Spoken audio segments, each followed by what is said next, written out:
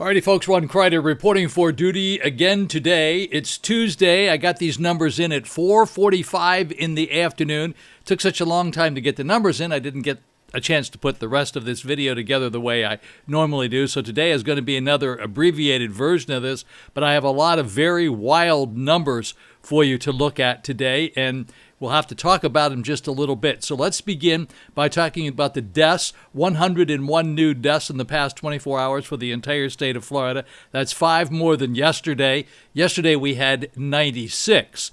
As far as positivity rate is concerned, 12,075 for the entire state of Florida. That's up by 3,877. Yesterday it was 8,198. Now here's the worst number we've ever had. And this is the positivity rate versus testings. Now, what they say is we should take this with a little bit of advice in advance, 22.72. That number is always supposed to be under 5%. We haven't seen that in a long time, but generally that number has been under 10%, usually 7, 8, or 9%. 22.72, and all these numbers you're going to see here are exceptionally high. The result of this has to do with the number of tests versus the number of tests that are tested positive, and that's because they were skewed because of the number of tests that were given. There were a small number of tests given out, so the sample size is much different than it usually is. As it runs in my mind, it's somewhere in the 70,000 category numbers of tests for a particular day. So although the number is very, very strange and very high, it is the correct number. I was not first going to report it, and then I realized that that is correct, that they have reported it as correct, but they said just be careful. Hopefully tomorrow it will be totally different. And we're going to have strange numbers all throughout this week because of the Christmas, and New Year's is going to come along, and probably they will not report anything on New Year's Day, and maybe I won't report anything on New Year's Day either. So if you don't see me here on New Year's Day, I'm not playing hooky and I'm not suffering from a hangover. All right, Miami-Dade, 9 new deaths in the past 24 hours. 2,825 new positives. That positivity rate for those guys over there is 23.97%. Now, you heard what I said at the beginning, so you'll see these numbers. I'll repeat them, but I wouldn't worry too much about them, although they're a terrible sign. Now, I am going to give you another number. 19,232. These are the number of people that have received their first dose of vaccine. 19,232 in Dade County. Broward County has received 16,435. 2 new deaths reported in the past 24 hours, 1,102 new positives. I shouldn't really link these first doses with the deaths. Sorry about that. I didn't mean to do that, but I'll do it a little bit different when I go to the next county. 24.30% for Broward County. Now let's take a look at Palm Beach County. 7 new deaths to report, 525 new positives. That number for them is 19.50. But let's take a look at the number of first doses that were given in Palm Beach County, 6,890. Now we'll go up to Orange County. Orange County, 1 new death to report, 582 new positives. The number of first doses given out, 13,128. We'll go to Brevard County, that's Melbourne. No new deaths to report in Brevard County, 167 new positives, and they've given out 4,651 new first doses of the COVID vaccine. Alrighty, now in St. Lucie County, 4 new deaths to report in the past 24 hours, 109 new positives. They've given out 1,466 first doses. In Martin County, 2 new deaths to report in the past 24 hours, 28 new positives. They've given out 945 first doses of the vaccine. And then in Indian River County, where we are, no new deaths to report. That's a good thing. 52 new positives. Of the 52 new positives, 16 of them are in zip code 32960, 2 are in zip code 32963, and 6 are in zip code 32967. And so far, Indian River County has administered 6 363 doses, first doses of the COVID-19 vaccine. And of course, that number appears crazy too, 26.90. Really a very crazy number. Now, our 7-day moving averages for the deaths for the entire state of Florida as a result of COVID-19 is 103, meaning 103 people have passed away each day for the past 7 days. Now I'm going to show you another chart down here. Okay, we have allocated 15 million. USA has allocated for the moment 15,732,975 doses of vaccine, and we've already administered 2,127,143 as of December the 28th. California, they've been allocated 1,762,900. They've administered 300,000 as of December the 28th. Texas, 1,207,525. That's how many they have been allocated thus far, and they have administered 146,988.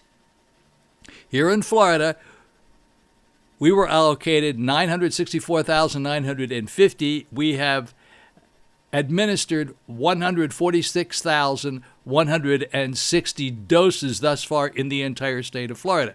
Now, for my friend Jay Grutman up in Rhode Island, they were allocated 50,960. They've administered 11,935, but that was of December the 23rd. That's the most recent number I have. Now, Colorado, I have some really bad news for you in Colorado. Let me give you the number first. They're allocated 251,450. They've administered 65,282. Now, really bad news about Colorado. The variant in this COVID-19 has shown up for the first time in the United States in Colorado. Bad news. Not good news. Now, we are told that we do believe that the vaccines that they're putting out will probably take care of that. Doesn't take care of it once you get it and once you are infected with it, but it probably will prevent it. But we're not positively sure yet because it's very new, and this is that variant of the COVID-19 that came over from the UK.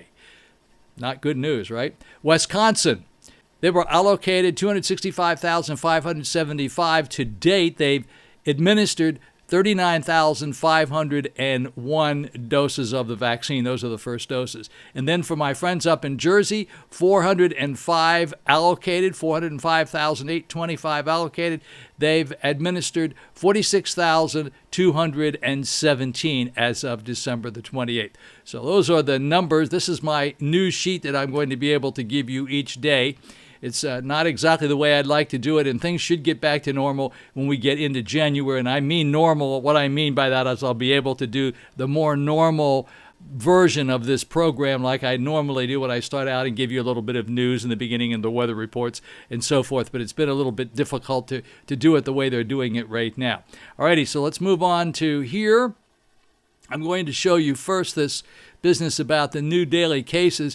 As you can see, we're just almost where we were back in the worst time we had in July and August. Look at these. See the numbers over here? The worst day we had, of course, was 15,364. We have a bunch of 13,000s over here, right where we are right now. We are definitely in the middle of the second phase, maybe the third phase of this pandemic, and it's really bad.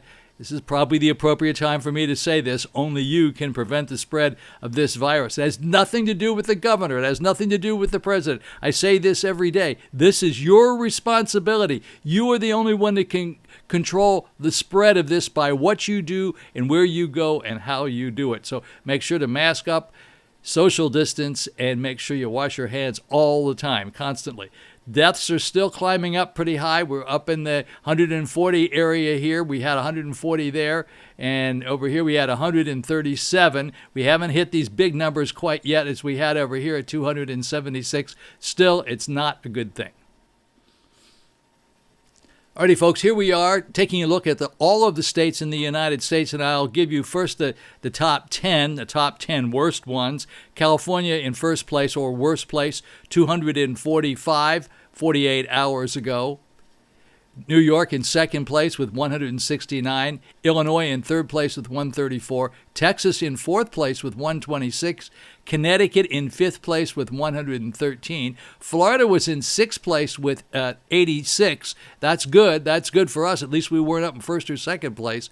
Pennsylvania had 85, and that was in seventh place. Tennessee is in eighth place with 76. Michigan in ninth place 48 hours ago with 64. Ohio in 10th place with 62. We'll go to Massachusetts in 12th place with 48, and then down to Indiana in 14th place with 43. Down to Kansas in 16th place with 41. Take a look at Jersey. Jersey was in 17th place with 39. Then Wyoming was in 19th place with 32. We'll go down to Missouri in 21st place with 28. Maryland in 22nd place with 28. We'll go down to Idaho in 24th place with 23. Colorado in 26th place with 21. We'll go down just a little bit further to Wisconsin in 28th place with 19. Nebraska, 29th place with 19. For our friends in Minnesota, Minnetonka, Minnesota, 31st place with 13. Not too bad, still in the double digits, but the low double digits. Then we'll go down here to Kentucky in 35th place with 8. Georgia, our neighbor, in 36th place with 7. Down just a little bit further to New Hampshire with 38th place with 7. Then Utah was in 40th place with 5. We'll go down here for Jay Grutman in 42nd place for Rhode Island, was in 4th place. Montana was in 43rd place with 3. Then we take a look at Maine. Maine was in 45th place with 3. Vermont was in 46th place with 2. Delaware, 47th place with 1.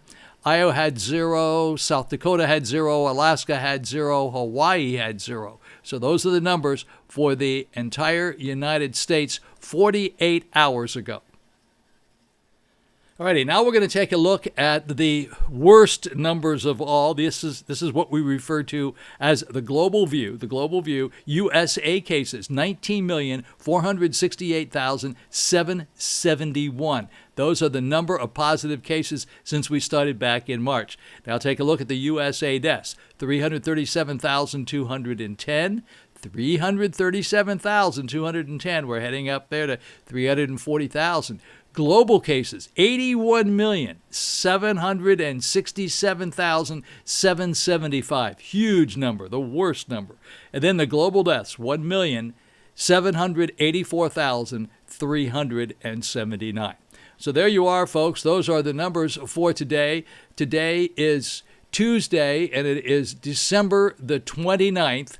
And we are approaching a really bad time here. We just got through Christmas, and 82 million people traveled over the Christmas holiday. More people went through the TSA than went through except early in this year. It was just horrible. Everybody was told that it was a bad idea to do it, and they just ignored it. And we're going to go through a really bad time, and we are the ones that are causing this problem. You can laugh at me. You can say, oh, big deal. No, we don't really care. Well, I want to tell you something. You really should care, and the reason you should care is because even if you get COVID-19, you very well may end up with some underlying health issues like heart problems or some sort of respiratory problem that may be with you for a long time. It's not like getting over the flu. So trust me, this is not a good thing. I don't like to preach, but I have to tell you the way it is. And the way it is not good. You can see the numbers for yourself. Okay, Ron Crider reporting today from Vero Beach here at the Condominium at Victoria. 13 acres of paradise, as I tell you every day. Sorry for the kind of abbreviated version of this. I'll try to do a little bit better tomorrow, but you can be sure when we get around to New Year's Day, it most likely is going to end up with nothing to report on New Year's Day because they probably won't turn in any numbers. So please understand that I'm not playing hooky, all right? Okay, so here we go. Thank you very much for watching. I hope you have a very blessed Tuesday. I look forward to seeing you back here on Wednesday. And thank you so much for watching. Thank you for giving me the likes. I do appreciate that. That's the fuel that keeps this engine going. See you again tomorrow on Wednesday. Ron Crider, signing off.